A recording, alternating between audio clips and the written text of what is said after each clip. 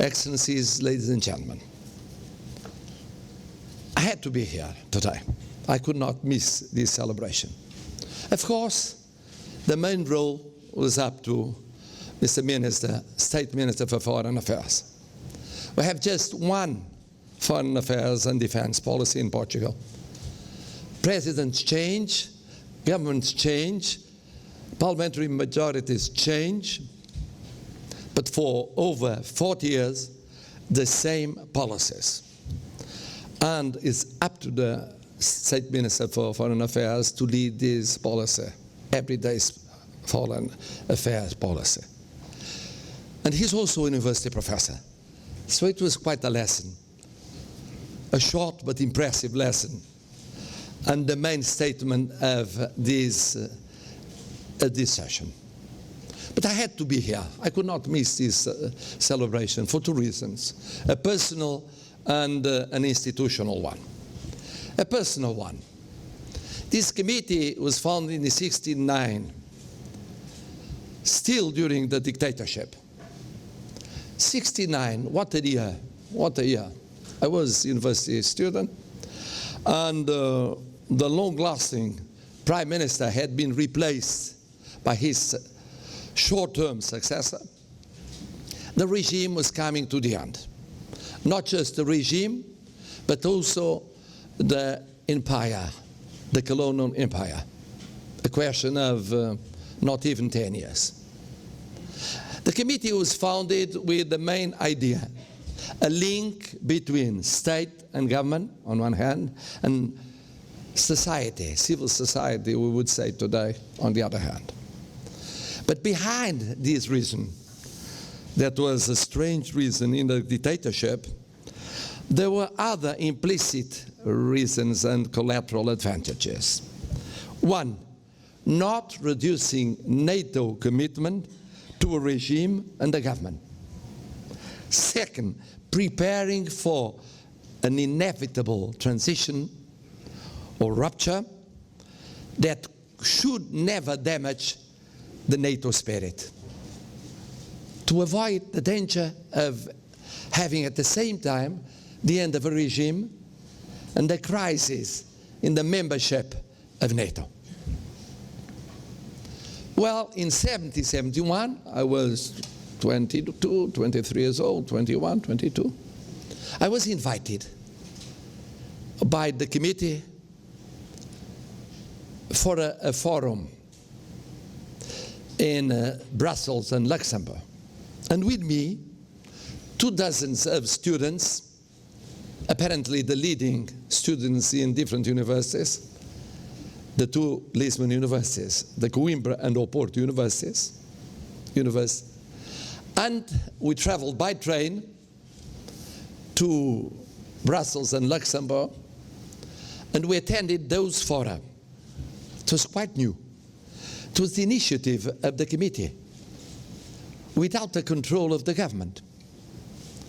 And so what happened is that by chance, or by a subtle coincidence, those invited young students became later on in democracy leading personalities in business, cultural leaders, healthcare leaders, party leaders, ministers and MPs,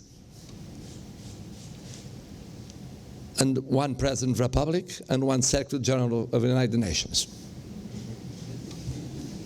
Well, this happened by chance, but it happened, if there is chance in this kind of choices.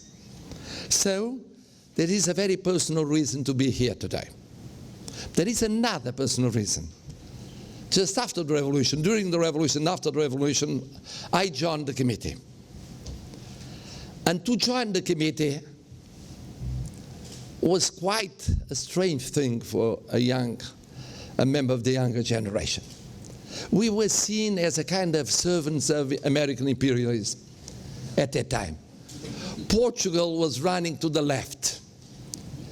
There was no right-wing parties, just center-left, left, ultra-left, radical left, and ultra-radical left. And even the Conservative Party had as a main goal to achieve a society without classes. Well, that was the ambiance when this committee started explaining what was NATO for and how vital it was, NATO, at the birth of our democracy.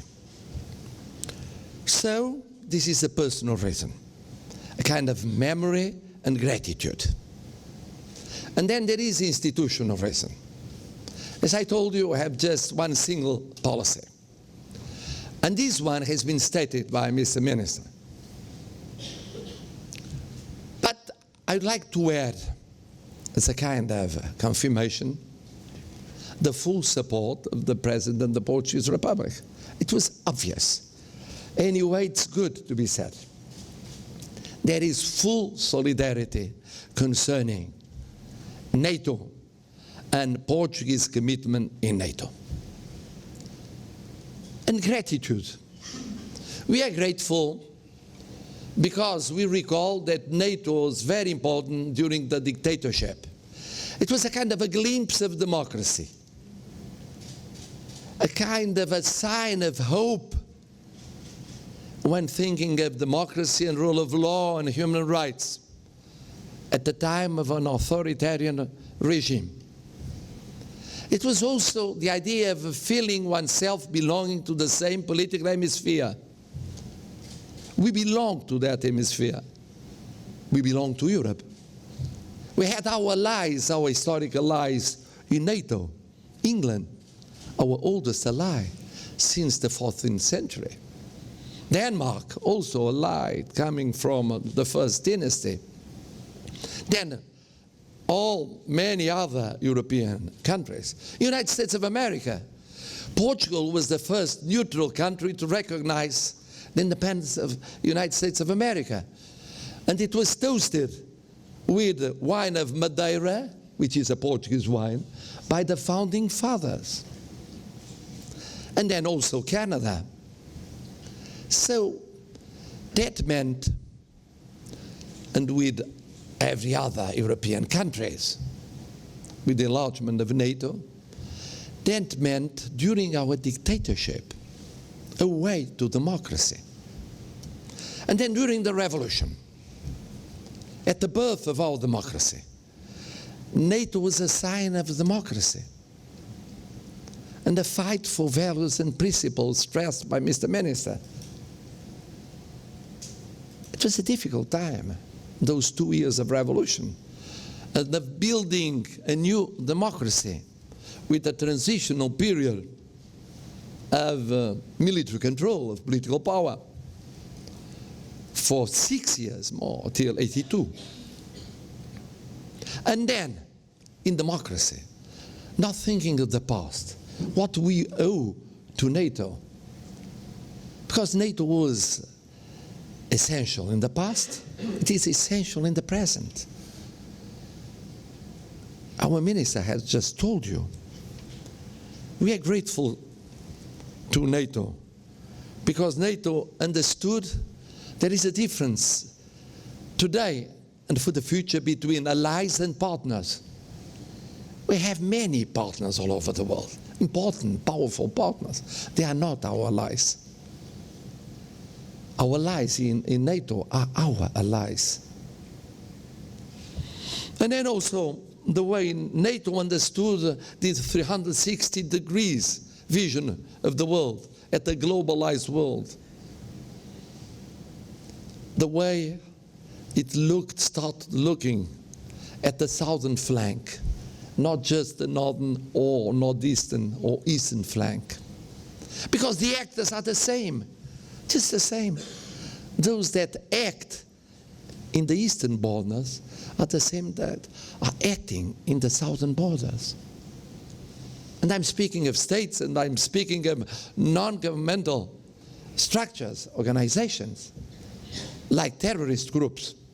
There they are, spreading in the Mediterranean Sea, in Near and Middle East, but also in Africa, Northern Africa, Central Africa, Southern Africa. different forms, inorganic forms of terrorism. Because NATO understood how important it was to deal with the new cyber strategies and indirect collateral strategies, maneuvering through the political systems and the party systems in Europe and elsewhere. And because NATO understood, Mr. Minister has stressed it also, how important is to deal with the eastern neighbor without discussing whether it still is a global power or just a regional power, living as if it is really, still is a global power. And then understood new emergent global powers coming from Asia, China of course, but India also. And how important it is, this kind of struggle, economic struggle, that is kind of a century struggle between West and East about the future center of the economic world. Will it be as it used to be before the Industrial Revolution in the East? Or it will go on being in the West as it is happening after the Industrial Revolution, first in England, then in the United States of America, and in the West as a whole. It's quite an important debate, economic debate, with ups and downs, and cycles, different cycles. And in all this change of context, how important it is, and now I'm repeating the same words our minister has just expressed about how important it is public opinion, how important is social adhesion, how important it is that we can mobilize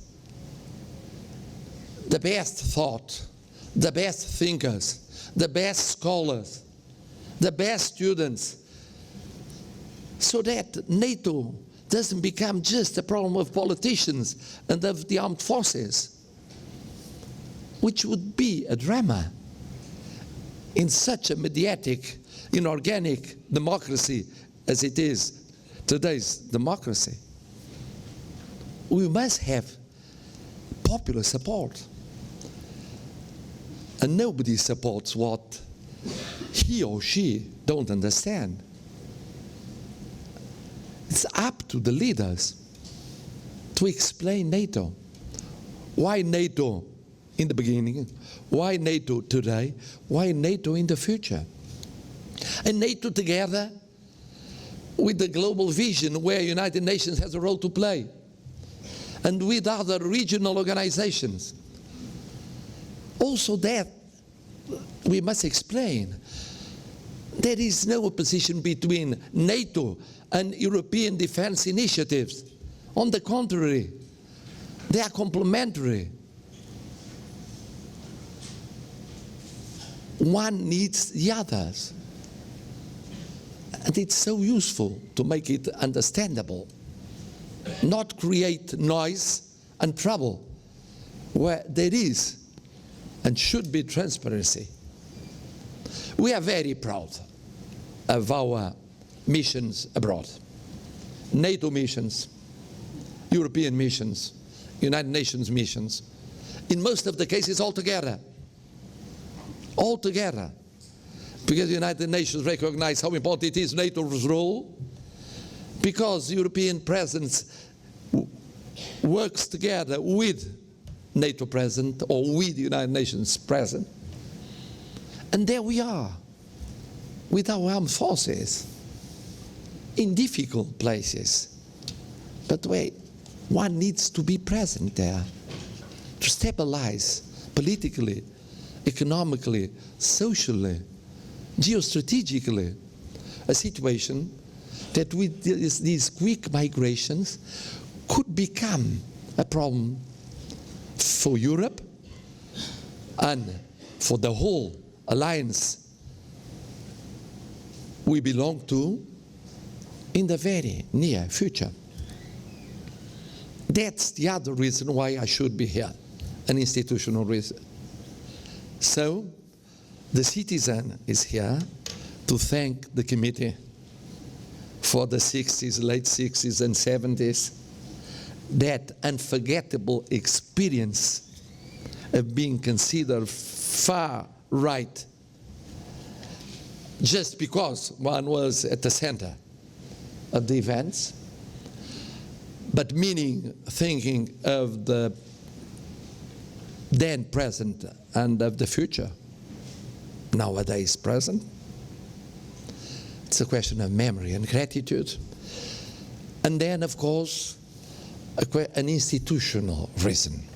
This gratitude, this didn't disappear with the turning of the ages and of the years. No. The same gratitude to the committee. Because we need you even more today than at the end of the 60s and in the 70s or in the 80s or in the 90s. We need you in a very enlarged role. That's what, not just as a citizen, but as the President of the Portuguese Republic and as Supreme Commander of the Armed Forces, I had to tell you. I'm very proud of the work of this committee. I'm very proud of our belonging to NATO.